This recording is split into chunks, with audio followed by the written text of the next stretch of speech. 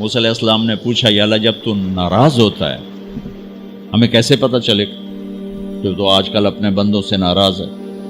تو اللہ تعالیٰ نے فرمایا جب میں ناراض ہوتا ہوں حکومت بے وقوفوں کو دیتا ہوں، اجعل الملک فی صفہائہم، حکومت بے وقوفوں کو دیتا ہوں، والمال فی بخلائہم، اور پیسہ بخیلوں کو دیتا ہوں جو ذرا گن گن کے خوش ہوتے رہیں، اور بارشیں بے وقت کرتے ہیں، بارشیں بے موسم کی ہو جاتی ہیں، پیسہ بخیلوں کے پاس، حکومت نکموں کے پاس۔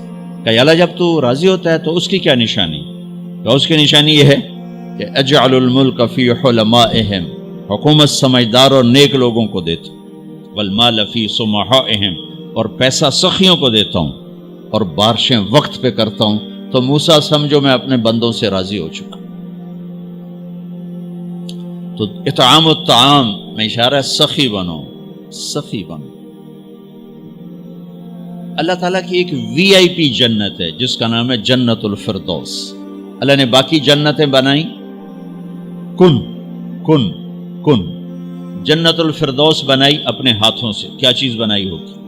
تو اللہ نے کہا وعزتی وجلالی لا یجاورنی فیکی بخیل، اے جنت مجھے اپنے عزت و جلال کی قسم تیرے اندر بخیل نہیں جا سکتا، مرد یا عورت بخیل نہیں جا سکتا، سخی جائے گا، بخیل نہیں جا سکتا۔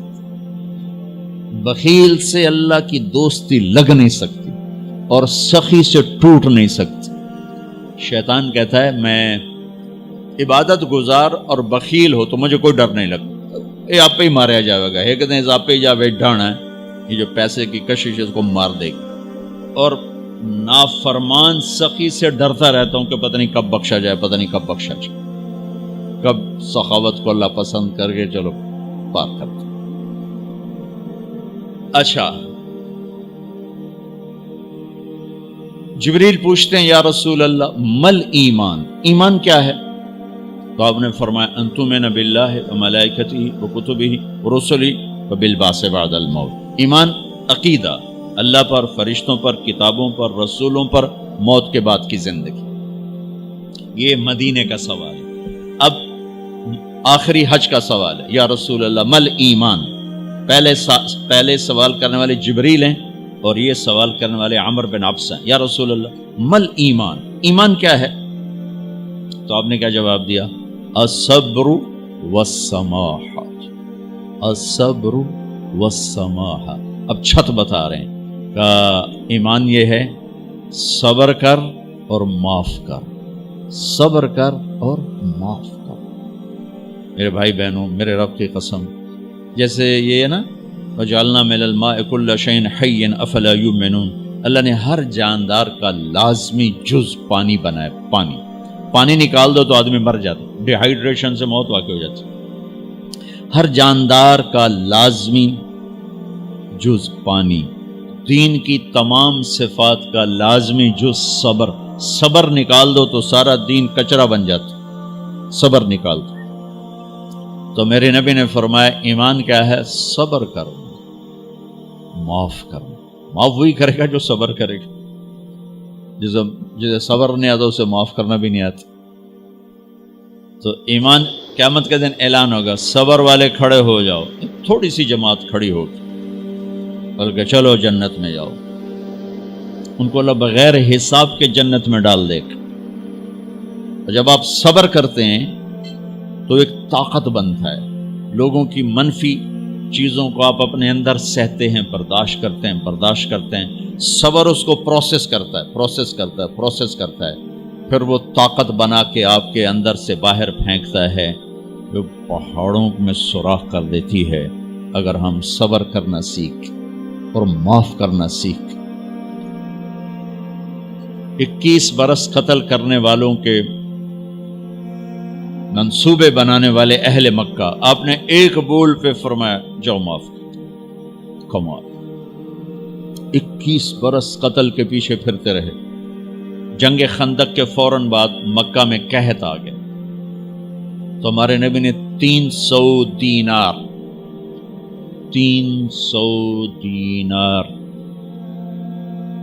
کوئی 10-15 لاکھ روپیہ بنتا ہے، آپ نے مکے میں ابو سفیان کو بھجوایا جو جنگ خندق کا سالار بن کے آیا تھا.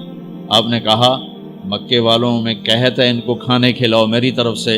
تو ابو سفیان کہنے لگے واہ محمد تیرے قربان جاؤں، ہم تجھے قتل کرنے کے پیچھے پھر رہے ہیں، تو ہمیں کھانے کھلاتا پھرتا ہے. یہ میرے نبی کے اخلاق ہے، میرا نبی کو معاف کرنا ہے. آپ سوئے ہوئے ہیں، آپ کی تلوار اٹھا کر ایک بدو نے آپ کے پسلی میں ماری، آپ اٹھ کے بیٹھ گئے، تو کہنے کا کون بچائے گا، یعنی میں تیار ہو جا. تو آپ نے کہا اللہ. آپ نے کہا اللہ، تو اس کا ہاتھ کانپا اور تلوار گر گئی. تب آپ نے اٹھا لی، آپ نے ایسے سیدھی کی، اب تو بچا، تو بتا تجھے کون بچائے. تو کہنے لگا میں تو ہی بچاونا ہے، اور کہیں بچاونا. تو آپ نے کہا کلمہ پڑھتے ہو؟ کہنے لگا نہیں پڑھتا. اب تو آپ اس کی گردن اڑوا دے، یہ خود ہی اڑا دیتے جو کہہ رہا میں کلمہ نہیں پڑھتا ہوں. قتل کے ارادے سے آنا ہی اس کے قتل کے لیے کافی تھا. آپ نے فرمایا کلمہ پڑھتے ہو؟ کہنے لگا نہیں. آپ نے کہا جاؤ معاف ہو جاؤ، جاؤ معاف ہو جاؤ. صحابہ کے سامنے جاؤ معاف ہو جاؤ. بھائیو، انسان اور خطا لازمی ہے، اگر معاف کرنا نہ سیکھا تو ہم خود ہی دکھی ہو کے رہ جائیں گے. لوگوں کے زخم بھلا دو، اللہ پہ ڈال دو، اللہ صلہ دے گا، زندگی پرسکون ہو جائے گی. دیکھو ہم اپنے یہ کرتے پر داغ نہیں لگنے دیتے، اپنے بس سے داغ. کھانا کھانے بیٹھو نیپکن، یہ دیکھو ابھی نیپکن پڑے ہوئے اے رکھو، اگو رکھو توڑے چولے تو کوئی سالن نہ ڈھے پاگے، ٹھیک یہ تو پھر بھی دھل جائے گا. لیکن یہاں داغ لگا، کبھی نفرت کا، کبھی غصے کا، کبھی انتقام کا، کبھی حسد کا، کبھی بغض کا، کبھی کینے کا. انسان سب سے زیادہ اپنی ذات سے محبت کرتا ہے. یہ معمولی سے کپڑے کو داغ سے بچاتے ہو، جو سب سے قیمتی چیز ہے دل، جو بادشاہ ہے، اسے بھی تو صاف ستھرا رکھو. جیسے ہم لاکھ زور لگا لیں، ہم کپڑے کو میل سے نہیں بچا سکتے. لاکھ زور لگا لو، لوگوں کے منفی رویے آپ کو توڑے بغیر نہیں چھوڑیں گے. لہذا کیا کرو؟ نبی والا معاف کرو، معاف کرو، دل کو صاف کرو، دل کو صاف کرو، دل کو صاف کرو، صبر کرو، معاف کرو. میرے نبی نے فرمایا، میرے بیٹے انس، ایک بہت بڑی سنت بتاؤں، بہت بڑی سنت. داڑھی سنت ہے، پگڑی سنت ہے، سفید لباس سنت ہے. بہت بڑے کا لفظ مجھے یہیں یاد ہے، ہو سکتا ہے کہیں اور بھی ہو. میرے بیٹے انس، ایک بہت بڑی سنت، اگر تو یہ سنت پہ عمل کر گیا تو جنت میں میرا ساتھی ہو جائے گا. جو بھی کر لے، جو بھی، وہ جنت میں میرا ساتھی ہو جائے گا. ذالک من سنتی ومن احب سنتی فقد احبنی ومن احبنی کان معی فی الجنہ. میرا جنت کا ساتھی جو اس سنت پہ عمل کر گیا. کیا ہے یا رسول اللہ؟ یا بنی ان قدرت، اگر تو کر سکے. اشارہ ہے کم تنو اوکھا دسن لگا، سوکھا نہیں ہے. ان قدرت، اگر تو کر سکے. ان استطاعت، دو لفظات کہ بیٹے کام اوکھا ہے، لیکن دیکھو تمہیں ملے گا کیا؟ جنت نہیں، جنت میں نبی کا پڑوس ملے گا. ایڈا وڈا کام تیرا نا، دیکھو نا 4-5 لاکھ نالتا ایتھے ہن ایک گز نہیں لبدا تے کوئی بندہ بوجھ پا کے آ جائے لاکھ روپے دا 2000 گز دا بنگلہ لے دیو تو اکثر پاگل خانے گلو ہیں. جنت کا مل جانا بھی بہت بڑی بات ہے، پر جنت میں نبی کا ساتھ ملنا کوئی سوکھا کم تو نہیں ہوئے گا، ہے کری تو پسینہ آئے گا. آپ نے فرمایا بیٹھے ان قدرتا، زور لگے گا. ان تصبح و تمسی، ساری زندگی کرنا پڑے گا، ساری زندگی کرنا پڑے گا. داڑھی تو ایک دفعہ رکھ لی ہے، اب تھوڑی صفائی ستھرائی ہے، لیکن یہ روزانہ کرنا پڑے گا، صبح شام کرنا پڑے گا، ساری زندگی کرنا پڑے گا. اور تو اس میں تھکے گا. کیا ہے؟ وَلَيْسَ فِي قَلْبِكَ غِشٌّ لِأَحَدٍ فَافْعَلْ. صبح و شام اس دل میں کسی کی نفرت نہ آنے دینا، کسی کے لیے بغض نہ آنے دینا، کسی کا کھوٹ نہ آنے دینا، کسی سے کینہ، غش، سارے الفاظ کو اپنے اندر سمیٹے ہوئے. اور میرے نبی کی عجیب بات، لے احد، لے احد، لے احد، کسی بھی انسان، مسلمان نہیں کہا، مومن نہیں کہا، نیک آدمی، نیک عورت نہیں، کسی بھی انسان، لے احدن. آج لے احد 7 ارب انسانوں پہ بولا جا رہا ہے. میرے نبی فرما رہے ہیں، میرے بیٹے دنیا کے تمام انسانوں سے دل صاف رکھنا. کیا ہوگا؟